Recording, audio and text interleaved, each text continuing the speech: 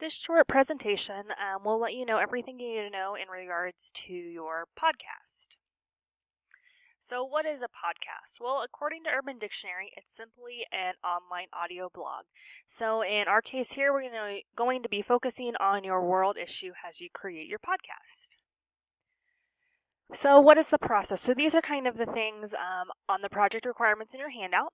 So, remember, we want to keep this kind of more as a radio show, informing your audience of your world issue that you are researching. Your podcast should be a minimum of 2.5 minutes.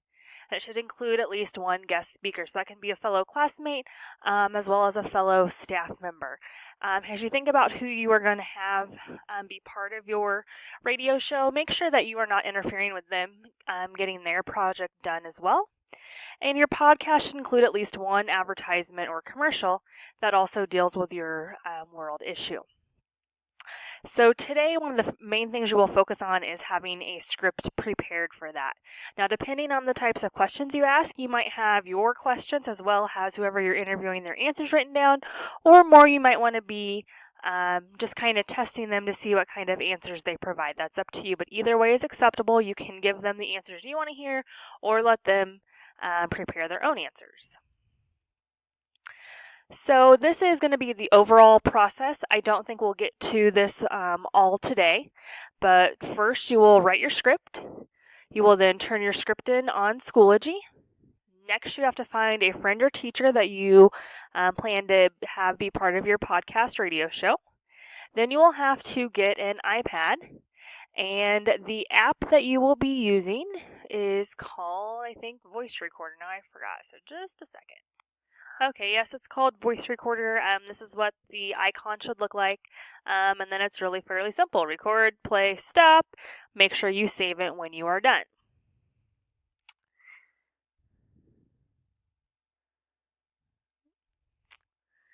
And so then you need to find a quiet place to record. So that might be over in my other classroom.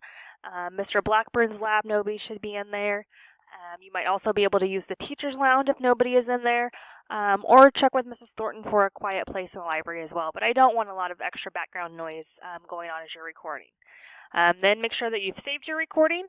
Then, depending on what the setup is, I haven't quite looked at it yet, you'll probably have to email or upload that recording to yourself. And finally, you will post that podcast on your blog. So that's kind of the overall process. Like I said, you're probably not going to get through all of that today, but by the end of class on Thursday, you should be through all 8 steps. As far as your script is concerned, these are just some kind of general guidelines. Ask your interviewee at least 4 questions dealing with your topic. Make sure that you have your ad written out, so when you turn in your script, I should be able to see that you have your ad written out. And also, I would like your ad to not be at the end of your podcast. So think of it kind of a break in the middle of your podcast to give your guest a little break. And so maybe just here a brief example of how your podcast could go. We're going to say that my world issue deals with sunscreen. So as the interviewer, so as you, the student writing the script, I might have my first question be, so, Mr. Smith, how often do you wear sunscreen when outside? Mr. Smith's response, well, I wear it, 9 times out of 10. Great. Second question, how often have you gotten a sunburn? Mr. Smith's response, I probably get a good sunburn at least once or twice a year. Great. Now let's take a short break and hear an ad from our sponsors. Are you out in the sun? Then Sunscreen 10,000. It's for you. It'll protect you every day, all day. Perfect for those of you that love to be out in the sun. Okay, Mr. Smith, my next question for you. Do you feel that as a nation we have a lack of focus on sunscreen awareness and just general ideas of how important it is? Mr. Smith's response, No, I feel that overall we do a great job. You see sunscreen ads on TV all the time. I think our public is well aware of the needs and importance of sunscreen. Great, thank you for that. And my final question is, if you could give one tip to our listeners out there, what would you tell them in regards to protection from the sun and sunscreen? Well, I'd have to say that sunscreen should always be worn. Remember, you can't just apply it once, you have to apply it throughout the day. If you're swimming at the pool, at the lake, repeated applications is even more necessary.